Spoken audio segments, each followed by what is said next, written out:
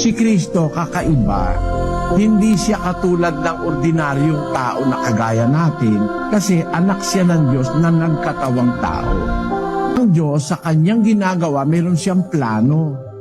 Yung plano na yon, tapos na yun eh. 46:9 ni Isaias. Inyong alalahanin ang mga dating bagay ng una, sapagkat ako'y Diyos at walang iba liban sa akin. Ako'y Diyos at walang gaya ko, na nagpapahayag ng wakas mula sa pasimula at mula ng mga unang panahon ng mga bagay na hindi pa nangyayari, na nagsasabi, ang payo ko ay mananayo at gagawin ko ang aking buong kaligayahan. Ang Diyos ay walang kapareho. Kaya nga hindi natin siya pwedeng i-challenge eh. Wala nga ang siyentipiko na makaka-challenge sa Diyos eh. Kahit ateista eh. Sabi niya, walang gaya ko na nagpapahayag ng wakas mula pa sa umpisa. He has the capacity to declare the end from the beginning. Yung hindi pa nangyayari, nasasabi niya na kung ano mangyayari sa hinaharap. Ganon. Parang meron ng isang plano kung gaano katagal ba ang itatagal ng istorya. Ganon. Parang isang pelikula na merong itinakdang oras yung direktor kung gaano kahaba. Ganon ang Diyos. Sinasabi niya na yung wakas, doon pa lang sa umpisa. Hindi pa nag-uumpisa, hindi pa nangyayari, sinasabi na niya. Ang layunin niya ron yung nasa Juan.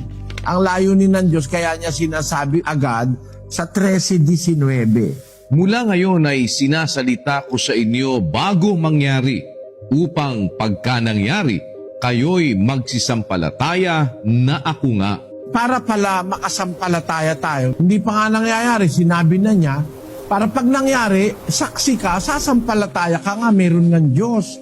Dapat ka nga maniwala sa Kanya. Yon. Ngayon, bakit si Kristo'y nangaral 30 anyos? Kasi may nakatakda na panahon ang ilalagi niya sa mundo. May nakatakda yun. Hindi pwedeng mauna, mahuli. Takda yun. Miski yung kanyang pagkapanganak sa mundo, nakatakda na yun eh. Basahin natin ang 4:4 ng Galacia, kapatid na Daniel. Datapwat nang dumating ang kapanahunan, ay sinugo ng Diyos ang kanyang anak, na ipinanganak ng isang babae, na ipinanganak sa ilalim ng kautusan. Nung dumating yung kapanahunan, sinugo ng Diyos yung kanyang anak. Kaya noong mag-umpisang mangaral si Kristo, doon siya inutusan ng Diyos na mangaral na 30 anyos. Ang Diyos ang nagtatakda nung panahon na yon. Basahin natin ang Gawa 1:7. At sinabi niya sa kanila, hindi ukol sa inyo ang pagkaalam ng mga panahon o ng mga bahagi ng panahon na itinakda ng Ama sa kanyang sariling kapamahalaan. Sabi ng anak, sabi ng Panginoong Hesus, yung panahon, mga bahagi ng panahon, itinakda ng Ama yon sa kanyang sariling kapamahalaan. Kasi alam niya na dapat mangyari mula sa umpisa hanggang sa katapusan.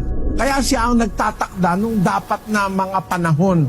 Kung kailan ba mag-uumpisa, kung kailan ba matatapos. Siya rin ang nagtatakda nun. Ang katunayan, alam ni Kristo yun eh. 13:1 ng Juan. Bago nga magpista ng Paskwa, sa pagkaalam ni Jesus na dumating na ang kanyang oras ng paglipat niya mula sa sanglibutang ito hanggang sa Ama, sa pagkaibig sa mga kanya na nangasa sanglibutan, ay inibig niya sila hanggang sa katapusan. Yun, sabi ng Biblia, nung bago dumating yung Paskwa ng mga Hudyo dun sa panahon na yon, pagkaalam ni Jesus na dumating na ang kanyang oras ng paglipat niya mula sa sanlibutang ito hanggang sa Ama. So meron siyang time frame na sinusunod eh. Nag-umpisa siya ng 30 years, tapos nangaral siya ng mga 3.5 years. Alam niya yung end ng kanyang ministry eh. Nung maghapunan sila ng mga apostol, yung tinatawag na Last Supper, yun na mismo yung alam ni Jesus na tiempo na tapos na ang kanyang ministeryo. Kaya yun nakatakda ng lahat. Kailan siya mag-uumpisa, kailan matatapos.